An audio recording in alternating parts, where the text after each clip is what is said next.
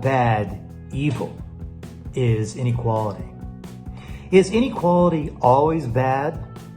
Is equality always good? We're discussing inequality outcome, not equal opportunity. When major media refers to inequality, they're usually addressing economic inequality, and we'll confine our remarks to that. We've all seen the startling economic statistics that the top 1% own 16 times the amount of the bottom 50%.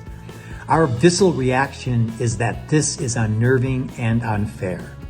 Some conservative capitalists have argued that it makes a difference in how the super wealthy in the 1% acquire their money.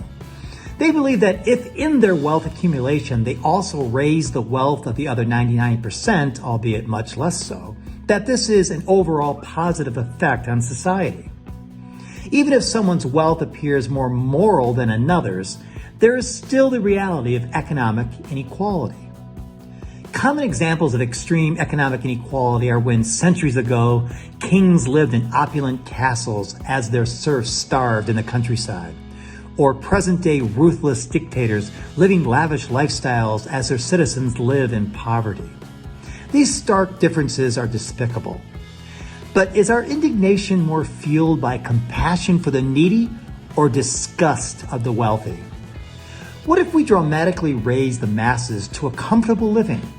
Adequate food, shelter, healthcare, recreation, material goods, work, and income. But the top 1% or the economic elite still have the vast majority of wealth. There would still be inequality. But we would lose our empathy for the suffering because there is no longer an underclass that lacks food, shelter, healthcare, etc. We may have distaste for the ultra-wealthy, but if the masses are not suffering, and in fact may be thriving, is this scenario of economic inequality so bad? Should our focus be primarily on improving the economic conditions of the needy and not as concerned with reining in the wealthy? If you live on an average suburban street in America with average incomes and average priced houses, and Warren Buffett buys a home on your block, the economic inequality of your neighborhood just went through the roof. On paper, this will look like a wildly inequitable place to live. If economic inequality is always bad, then your neighborhood just became a place of pity and disapproval. But your life did not become worse or insufferable because an elderly man with billions of dollars decided to plunk down beside you. If economic inequality is always bad, is economic equality always good? Let's look at a hypothetical example of two places that are totally equal. Heaven and hell. In one, everyone is equally eternally happy and there is no strife or suffering. In another, all are equally writhing in fire for eternity. So, equality outcome is sometimes good and sometimes hot. Deep down, what is our main reason for disliking inequality outcomes? Is it that we care so much for destitute people, or that we really resent people who have a lot more stuff than others? The emotion of compassion for the needy is moral and good. Resentment for the well-off is dark and unrighteous. Let's take a look at a school class. A few students get E's, most get C's and B's, and some are straight A students. We should be concerned with the failing students. Should we feel disdain that some in the class are academically superior? We want to continue to nurture all the students, but maybe we need to put more effort and resources into the failing students. If we're able to raise the failing students to C and B students, or even A students, do we feel that we have accomplished something worthwhile, even though we still have inequality of outcome? The A students are not holding down and keeping the failing students from improving. Even if tests are graded on a curve, there still has to be a passing grade for sufficient work.